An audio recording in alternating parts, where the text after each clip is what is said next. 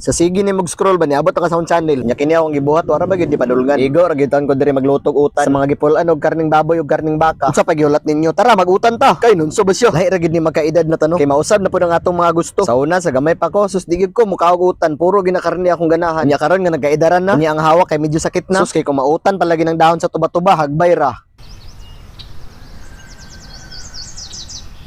Rada choy, kay murag nindot magyang dagan sa panahon karon. Matik haros din tagkamugay nga dahon. Pero before panahon ni padayon, pasalamat lang ko sa akong mga solid supporters no. Sa mga ni comment sa akong post ganiya og padayon lang gid dia boss Bert kay gumikan sa akong post nga alas City ang last na ko nga video. Last na ko nga video pero sa reels kay gusto na ko mag long form na ko. So unta ubanan gyapon ko ninyo og suportahan gyapon ko ninyo ani nga journey. So sa mga uban nga nagtuo nga muundang nako pasinsay ko ninyo kay nga akong pasabot ato muundang sa ako sa reels kay gusto ko mag long form sa ako pero reels gud gyapon na siya. Pero bitaw bay salamat kayo sa mga ni comment bay na feel good na ako inyong suporta. Samtang gabasa ko sa comment ba naka-realize ko nga bitaw no. Kuslan man nga nga ulawan na ta padayon na lang gid ta ani no. Lugot na lang gid ta kay kung magluluya ta pildi gid ta sa tong pangandoy ani. Unang giingon nila nga bisag hinay imong progress ang importante na ay progress. Layo pa pero layo na kung ikumpara nimo sa una busa padayon gid ta diha. Kay motuo gid ko anang ilang giingon no nga iyahay gid tag timeline. So kung sila ang niuswag karon imo ha paabot ta kay moabot ra gyapon na sa imo. Ayaw ikumpara inyong chapter 3 sa ilang chapter 20. Kung sila nakuha nila ang followers nga million unya ikaw naa pa diha wata kay baw kung unsa bud ilang naagian nga struggle og stress ay ha na nila nakabot nga pangandoy. Busa ikaw nga gapaminaw diha ug kini tambag pud ni nako sa akong kaugalingon nga kung aduna tay mga kaila nga madaogon himuon nato sila nga inspirasyon. Pero lain pa yato baluto naman din yung utan no ganina ra ko sigtabi sa inyo ba.